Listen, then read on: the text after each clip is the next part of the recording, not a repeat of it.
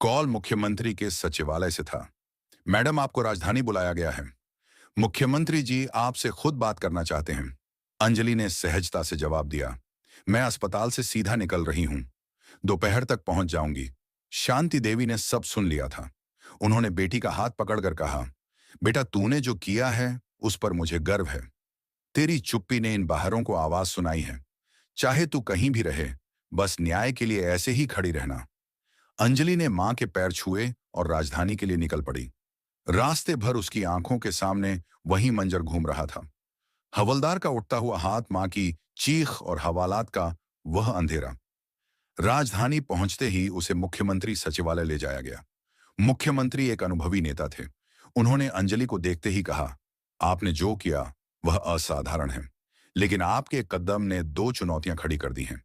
एक तरफ जनता का विश्वास आप पर बढ़ा है, तो दूसरी तरफ पूरी पुलिस फोर्स में खलबली मची हुई है।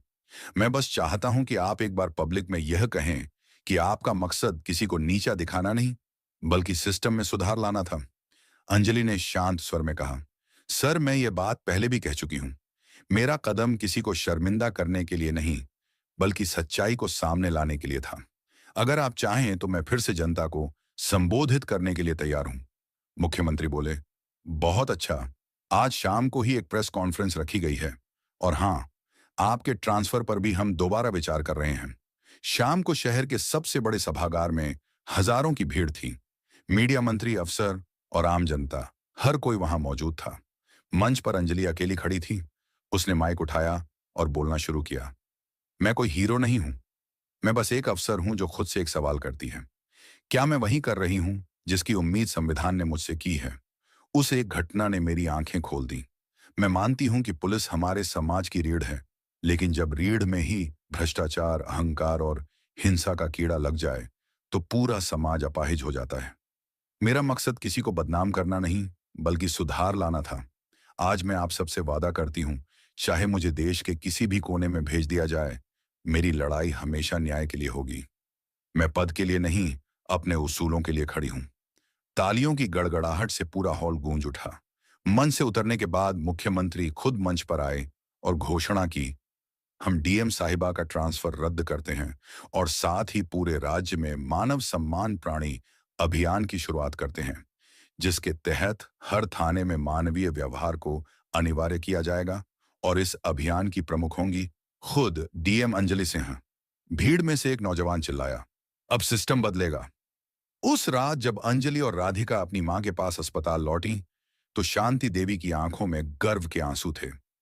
उन्होंने अपनी दोनों बेटियों का हाथ थामा और कहा, एक देश की रक्षा करती है और दूसरी जिले को संभालती है, और जब दोनों साथ खड़ी हो जाती हैं, तो अन्याय की कोई औकात नहीं रहती।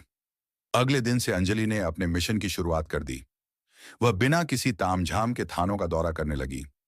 एक महीने के भीतर जिले की तस्वीर बदलने लगी थी। थानों में अब डर नहीं, बल्कि सम्मान का माहौल था।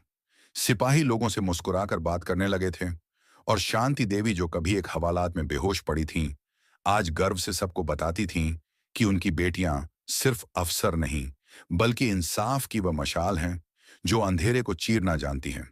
कहानी यहां खत्म होती है, लेकिन एक मजबूत सीख के साथ। अगर आप सच्चाई के रास्ते पर अकेले भी खड़े हैं, तो याद रखिए, आपकी एक चिंगारी पूरी व्यवस्था में लगी आग को बुझाने की ताकत रखती है। जीत हमेशा सच की होती है।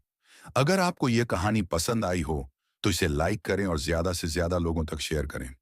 कमेंट करके बताएं कि आपको अंजलि और राधिका का कौन सा कदम सबसे अच्छा लगा, और हमारे चैनल को सब्सक्राइब करना ना भूलें, क्योंकि हम आपके लिए ऐसी ही प्रेरणादायक कहानियां लाते रहेंगे। तो दोस्तों, यह कहानी केवल मनोरंजन और शिक्षा के उद्देश्य से बनाई गई है।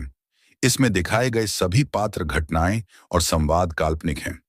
किसी भी वास्तविक व्यक्ति, संस्था या घटना से इनका कोई संबंध नहीं है। कृपया इसे केवल कहानी के रूप में देखें और इसका आनंद लें।